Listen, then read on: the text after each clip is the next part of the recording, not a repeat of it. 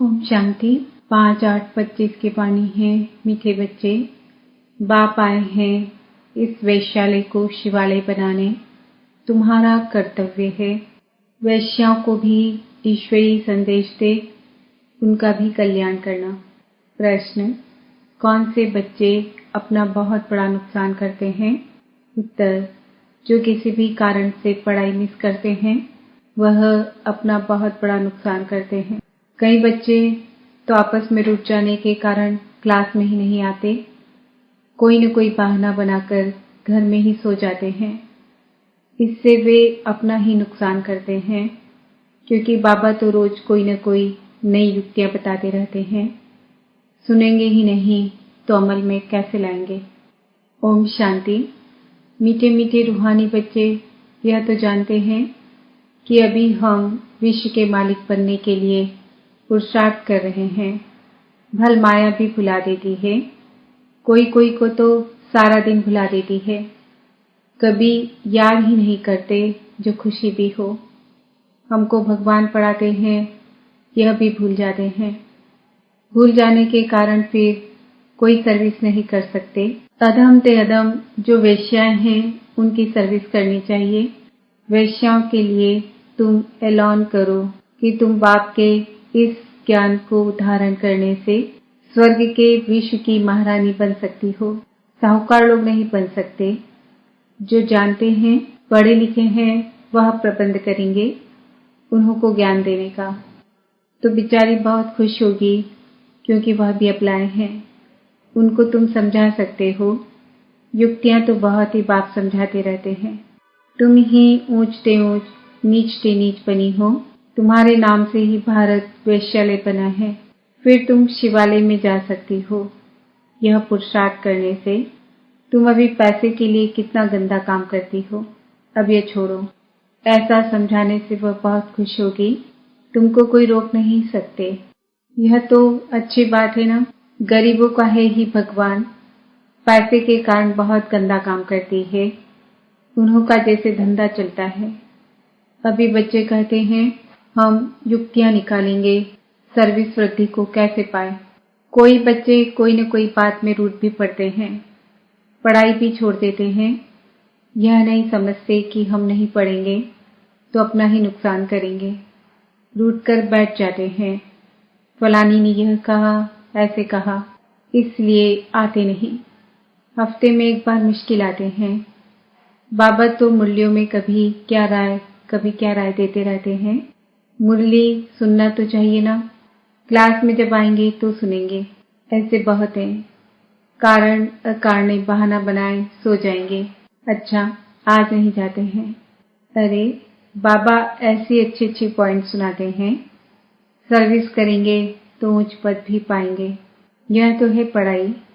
Banaras Hindu university आदि में शास्त्र बहुत पढ़ते हैं। दूसरा कोई धंधा नहीं होगा तो बस शास्त्र कंठ कर सत्संग शुरू कर देते हैं। उनमें उद्देश्य आदि तो कुछ है नहीं। इस पढ़ाई से तो सबका बेड़ा पार होता है। तो तुम बच्चों को ऐसे अधम की सर्विस करनी चाहिए। साहूकार लोग जब देखेंगे यहाँ ऐसे ऐसे आते हैं तो उनके आने की दिल ही होगी। देह अभिमान है ना, उनको लज्जा आएगी। अच्छा, तो उनका एक अलग स्कूल खोल दो। वह पढ़ाई तो है पाई पैसे की। शरीर निर्वाह यह तो है 21 जन्मों के लिए। कितनों का कल्याण हो जाएगा। अक्सर करके माताएं भी पूछती है कि बाबा घर में गीता पाठशाला खोलें। उन्हों को ईश्वरी सेवा का शौक रहता है। पुरुष लोग तो इधर उधर क्लब आदि में घूमते रहते हैं। साहूकारों के लिए तो यहाँ ही स्वर्ग है। कितने फैशन आदि करते रहते हैं, लेकिन देवताओं की तो नेचुरल ब्यूटी देखो कैसी है, कितना फर्क है। वैसे यहाँ तुमको सच सुनाया जाता है तो कितने थोड़े आते हैं। सो भी करीब उस तरफ झट चले जाते हैं। वहां भी श्रृंगार आदि करके जाते हैं। गुरु लोग सगाई भी कराते हैं। यहाँ किसकी सगाई कराई जाती है तो भी बचाने के लिए। काम चिता पर चढ़ने से बच जाए, ज्ञान चिता पर बैठ परम भाग्यशाली बन जाए। माँ बाप को कहते हैं यह बर्बादी का धंधा छोड़ चलो स्वर्ग में। तो कहते हैं क्या करें, यह दुनिया वाले हमारे ऊपर बिगड़ेंगे कि कुल का नाम बदनाम करते हैं। शादी न कराना कायदे के बरखिलाफ है। लोग लाज कुल की मर्यादा छोड़ते नहीं हैं। भक्ति मार्ग में गाते हैं, मेरा तो एक दूसरा न कोई। मीरा के भी गीत हैं। फीमेल्स में नंबर 1 भक्तन मीरा, मेल्स में नारद गाया हुआ है। नारद की भी कहानी है ना। तुमको कोई नया आदमी कहे मैं लक्ष्मी को वर सकता हूँ, अपने को देखो लायक हो, पवित्र सर्वगुण संपन्न हो, यह तो विकारी पतित दुनिया है। बाप आए हैं उनसे निकाल पावन बनाने। पावन बनो तब तो लक्ष्मी को वरने के लायक बन सकेंगे। यहाँ बाबा के पास आते हैं, प्रतिज्ञा करते, फिर घर में जाकर विकार में गिरते हैं। ऐसे ऐसे समाचार आते हैं। बाबा कहते हैं ऐसे ऐसे को जो ब्राह्मणी ले आती है उनके ऊपर भी असर पड़ जाता है। इंद्र सभा की कहानी भी है ना, तो ले आने वाले पर भी दंड पड़ जाता है। बाबा ब्राह्मणियों को हमेशा कहते हैं कच्चे कच्चे को मत ले आओ, तुम्हारी अवस्था भी गिर पड़ेगी क्योंकि बेकायदे ले आए। वास्तव में ब्राह्मणी बनना है बहुत सहज, 10-15 दिन में बन सकती है। बाबा किसको भी समझाने की बहुत सहज युक्ति बताते हैं। तुम भारतवासी आदि सनातन देवी देवता धर्म के थे, स्वर्गवासी थे, अब नरकवासी हो, फिर स्वर्गवासी बनना है तो ये विकार छोड़ो। सिर्फ बाप को याद करो तो विकर्म विनाश हो जाए। कितना सहज है, परंतु कोई बिल्कुल समझते नहीं है। खुद ही नहीं समझते तो औरों को क्या समझाएंगे। वानप्रस्थ अवस्था में भी मोह की रत जाती रहती है। आजकल वानप्रस्थ अवस्था में इतने नहीं जाते हैं, तमो प्रधान है ना, यहाँ ही फंसे रहते हैं। आगे वानप्रस्थियों के बड़े बड़े आश्रम थे, आजकल इतने नहीं हैं। 80-90 वर्ष के हो जाते तो भी घर को नहीं छोड़ते, समझते ही नहीं कि वाणी से परे जाना है। अब ईश्वर को याद करना है, भगवान कौन है यह सब नहीं जानते। सर्वव्यापी कह देते तो याद किसको करें। यह भी नहीं समझते कि हम पुजारी हैं। बाप तो तुमको पुजारी से पूज्य बनाते हैं, सो भी 21 जन्मों के लिए। इसके लिए पुरुषार्थ तो करना पड़ेगा। बाबा ने समझाया है यह पुरानी दुनिया तो खत्म होनी है, अभी हमको जाना है घर, बस यही तात्र है। वहाँ क्रिमिनल बात होती ही नहीं। बाप आकर उस पवित्र दुनिया के लिए तैयारी कराते हैं। सर्विसेबल लाडले बच्चों को तो नैनों पर बिठा कर ले जाते हैं, तो अधमों का उद्धार करने के लिए बहादुरी चाहिए। उस गवर्नमेंट में तो बड़े बड़े झुंड होते हैं, टिप टॉप हो जाते हैं पढ़े लिखे। यहाँ तो कई गरीब साधारण हैं, उनको बाप बैग इतना ऊंच उठाते हैं। चलन भी बड़ी रॉयल चाहिए।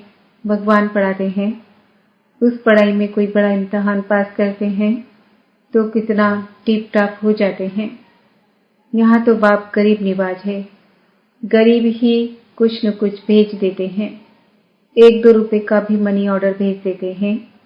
बाप कहते हैं तुम तो महान भाग्यशाली हो, रिटर्न में बहुत मिल जाता है। यह भी कोई नई बात नहीं। साक्षी हो ड्रामा देखते हैं। बाप कहते हैं बच्चे अच्छी रीति पढ़ो, यह ईश्वरीय यज्ञ है, जो चाहे सो लो, लेकिन यहाँ लेंगे तो वहाँ कम हो जाएगा। स्वर्ग में तो सब कुछ मिलना है। बाबा को तो सर्विस में बड़े फुर्त चाहिए। बाबा तो कहते हैं यहाँ बच्चों को जितना समय मिले याद में रहो।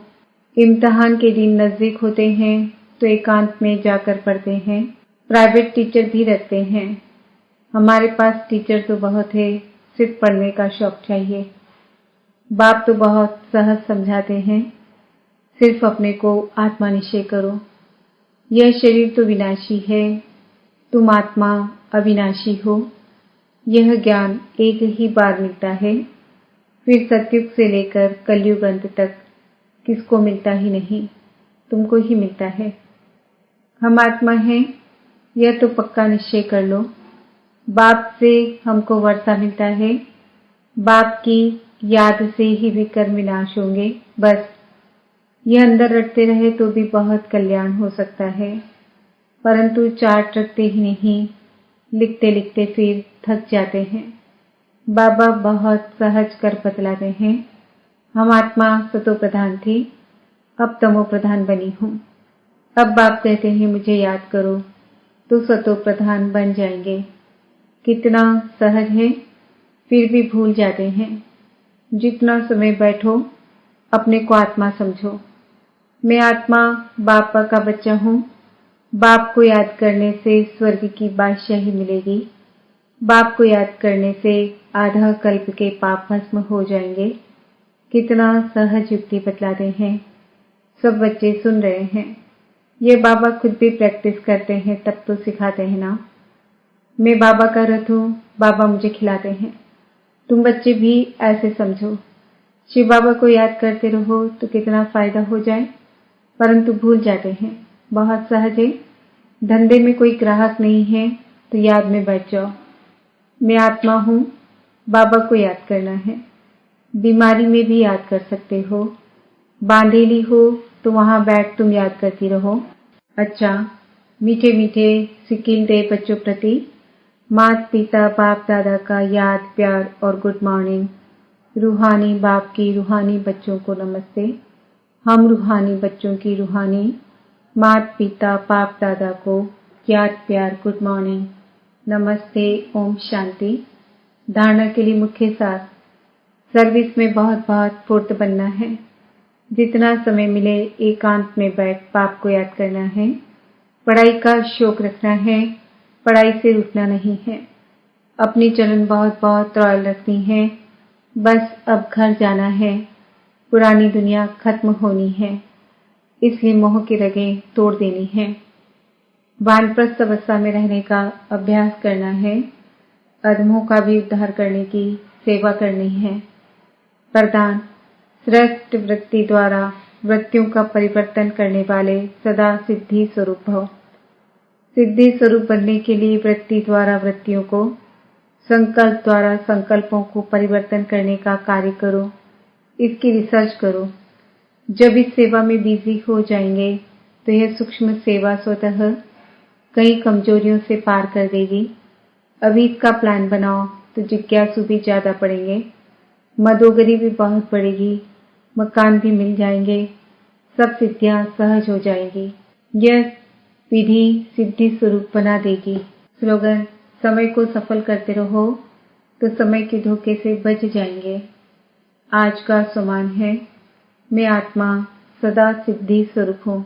बाप का बच्चों से इतना प्यार है, जो रोज प्यार का रिस्पॉन्ड देने के लिए इतना बड़ा पत्र लिखते हैं, याद प्यार देते हैं और साथी बन सदा साथ निभाते हैं।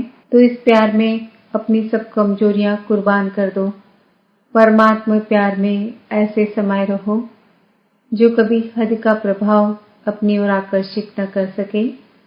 सदा बेहद की प्राप्तियों में मगन रहो, जिससे